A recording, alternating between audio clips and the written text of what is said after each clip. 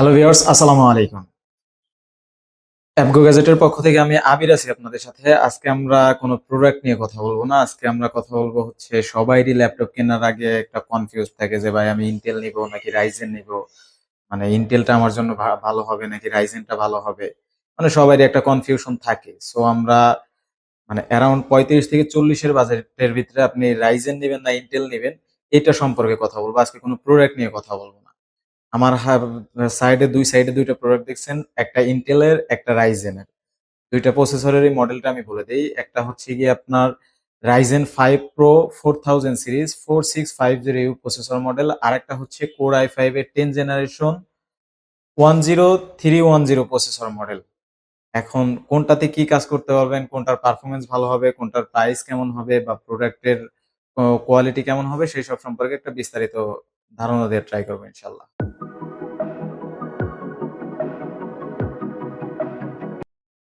আমি শুরুতেই দুইটা মডেলের প্রাইসটা বলে দেই। এখন প্রাইসের ব্যাপারটা হচ্ছে গিয়ে আপনারা সবাই কম বেশি জানেন যে মানে প্রাইস কিন্তু মডেল ওয়াইজ প্রোডাক্টের ক্যাটাগরি ওয়াইজ ডিপেন্ড করে। এখন ব্যাপারটা এরকম না, যেমন আমি আপনাদের কাছে জাস্ট আপনাদের কনফিউজ দূর করার জন্য একটা এলিট বুক সিরিজের 845G7টা নিয়ে কথা বলতেছি, আর আমার এই সাইডে হচ্ছে একটা Z book firefly 14U G7 নিয়ে কথা বলতেছি। মানে দুইটা কিন্তু দুই মানে দুইটা ক্যাটাগরির প্রোডাক্ট। এখন এই ক্যাটাগরি ওয়াইজ কিন্তু প্রোডাক্ট কম বেশি হয়। দেখা গেল যে আপনি এইচপির জায়গায় যদি ডেলের অন্য কোনো ব্র্যান্ড নিয়ে থাকেন বা আসুসের অন্য কোনো ব্র্যান্ড নিয়ে থাকেন বা এইচপির অন্য কোনো মডেলের প্রোডাক্ট নিয়ে থাকেন, সেক্ষেত্রে কিন্তু প্রাইস আপ ডাউন হবে। সো আমি আগেতেই বলি মানে প্রাইস কিন্তু আমি জাস্ট হচ্ছে আপনাদের ধারণা দেওয়ার জন্য এই দুইটা মডেলের প্রাইস বলতেছি। এখন কনফিগার ওয়াইজ বা প্রোডাক্টের quality wise price up down করতে পারে।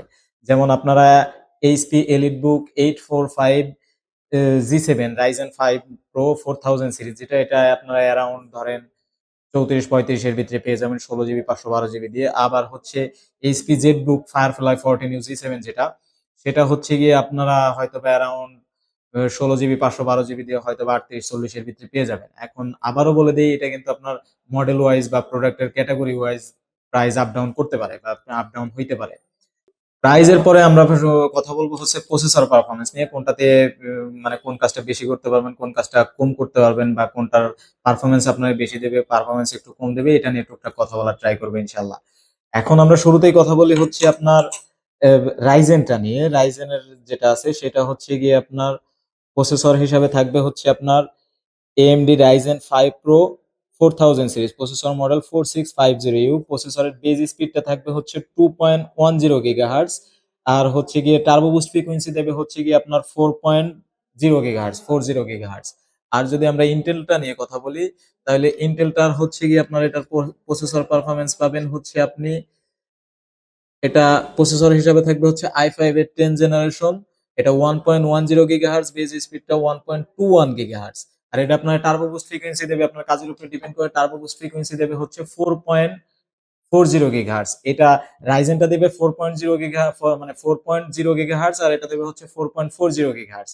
তো বুঝতেই পারতেছেন আপনি কাজের উপরে ডিপেন্ড করে হয়তো বা এটাতে টার্বো বুস্ট ফ্রিকোয়েন্সি বা আপনার কাজের উপরে এটার স্পিডটা তুলনামূলক আপনি রাইজেনের থেকে একটু ইন্টেলটাই বেশি পাবেন। তারপরে হচ্ছে আমরা যদি র্যামের কথাটা বলি, র্যাম হচ্ছে গিয়ে আপনার এই 16 জিবি র্যাম পাবেন DDR4 এর 3200 মেগাহার্টজ এর, মানে রাইজেন যেটা সেটাতে হচ্ছে DDR4 এর 3200 মেগাহার্টজ এর র্যাম পাবেন।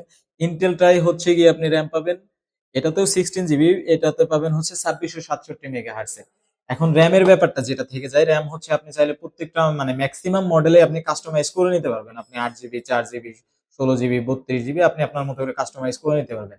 রাইজেন ইন্টেল মানে এইসব মডেলগুলোতে এটার ম্যাক্স সাপোর্টেডই হচ্ছে 32 জিবি। আপনি 32 জিবি পর্যন্ত এটাতেও আপগ্রেড করে নিতে পারবেন, এটাতেও আপগ্রেড করে নিতে পারবেন। হ্যাঁ, এইখানে একটা ফ্যাসিলিটির ব্যাপার থেকে যায়। ফ্যাসিলিটির ব্যাপার যেটা সেটা হচ্ছে গিয়ে আপনি রাইজেন যেটা সেটাতে দেখবেন 3200 মেগাহার্টজ এর র্যাম থাকবে, আর হচ্ছে এটাতে থাকবে হচ্ছে 2667 মেগাহার্টজ এর র্যাম। এখন ব্যাপারটা হচ্ছে দুইটাই DDR4 এর র্যাম। যেমন হচ্ছে আমরা যদি র্যামের ব্যাপারটা যদি কথা বলি, আপনি 2133 মেগাহার্টজ থেকে শুরু করে 3200 মেগাহার্টজ পর্যন্ত সবগুলাই হচ্ছে আপনার DDR4 এর র্যাম। এখন এই যে মেগাহার্টজ এর উপরে ডিপেন্ড করে কিন্তু এটার আপ ডাউন বা স্পিড বা পারফরমেন্স কিন্তু অনেক কিছু ডিপেন্ড করে। সো যদি র্যামের দিকটা আমরা বিবেচনা করি, তাহলে র্যামের দিকটা আমরা ইন্টেলের থেকে রাইজেনটাই ভালো পাবো, এটা আশা করা যায় আর কি। এখন এটাও আপনি দুইটাতেই কাস্টমাইজ করে নিতে পারবেন, 32 জিবি পর্যন্ত আপডেটেবল। এখন র্যামের পরে আমরা এসএসডি তে আসতে পারি।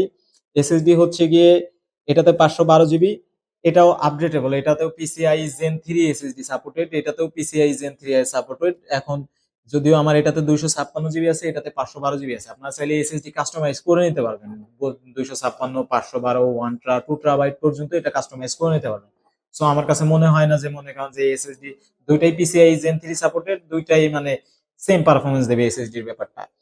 তারপরে হচ্ছে আমরা ওয়াইফাই এর ব্যাপারে যদি আসি, দুইটাতেই আপনি ওয়াইফাই 6 পাবেন, দুইটাই, এটাতে ওয়াইফাই 6 পাবেন, এটাতেও মানে রাইজেনটাও ওয়াইফাই 6 সাপোর্টেড, ইন্টেলটাও ওয়াইফাই 6 সাপোর্টেড, তো ওয়াইফাই এর ব্যাপারটাও সেম ক্যাটাগরিতেই থাকছে।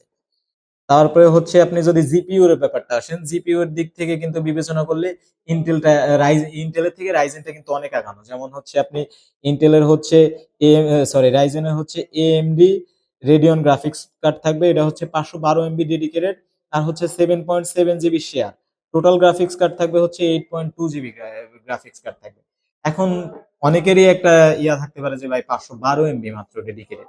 এখন ডেডিকেটেড এটা এএমডি রাইজেনের সাথে হচ্ছে আপনার ম্যাক্সিমাম কনফিগারের সাথে আপনার ডেডিকেটেড 512 MB থাকে। সো এটার যে ডেডিকেটেড গ্রাফিক্স কার্ড, আপনি গ্রাফিক্স ডিজাইন বা ভিডিও এডিটিং বা রেন্ডারিং বা যেটাই বলেন না কেন, ইন্টেলের থেকে তুলনামূলক একটু ভালো পারফরমেন্স দেবে এটা আশা করা যায়।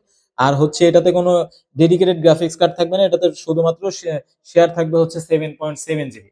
এখন শেয়ার গ্রাফিক্স এর যে ব্যাপারটা, সেটা কিন্তু ধরেন আপনার এই র্যামের উপরে ডিপেন্ড করে হচ্ছে আপ ডাউন করে, এটা কিন্তু আমরা সবাই টুকটাক জানি। যেমন ধরেন হচ্ছে আপনি যদি র্যাম যদি 8 জিবি থাকে, গ্রাফিক্স 4 জিবি হবে, র্যাম যদি 16 জিবি থাকে, গ্রাফিক্স 8 জিবি হবে, র্যাম 32 জিবি থাকলে গ্রাফিক্স 16 জিবি হবে, ব্যাপারটা এরকম, মানে শেয়ার গ্রাফিক্স এর ব্যাপারটা এরকম। এখন দুইটা প্রোডাক্টই আশা করা যায় মানে কোনোটা থেকে কোনোটা ওরকম আহামরি কম না। যদি আমরা ওভারঅল সবকিছু বিবেচনা করি, তাহলে ইন্টেলের থেকে রাইজেনটা কিছু কিছু দিক থেকে আগানো। যেমন আমরা ধরেন যদি কোনো একটা ওয়েবসাইট থেকে হচ্ছে এটার পারফরমেন্সটা বিবেচনা করি, তাইলে দেখেন এটার ইয়াটা হচ্ছে গিয়ে মানে রাইজেন যেটা আর কি, ধরেন আমি আপনাদের একটু দেখাই। রাইজেনটা AMD Ryzen 5 pro 4000 series, Intel i5 10 generation, মানে দুইটার কম্পেয়ার যদি করি, এটা হচ্ছে আমি শুরুতেই আপনাদের বলে দিচ্ছি 1.10 gigahertz, 1.70 gigahertz, base speed 4.0 gigahertz, আর হচ্ছে 4.40 গিগাহার্টজ। আর হচ্ছে কোর ক্যাশ থ্রেটের যে ব্যাপারটা, এটা আমি একটু স্কিপ করে গেছি। দুটো প্রসেসরই কোর ক্যাশ থ্রেড হিসাবে হচ্ছে আপনি রাইজেনটাই পাবেন হচ্ছে 6 কোর 12 থ্রেড, আর ইন্টেলটাই পাবেন হচ্ছে গিয়ে 4 কোর 8 থ্রেড।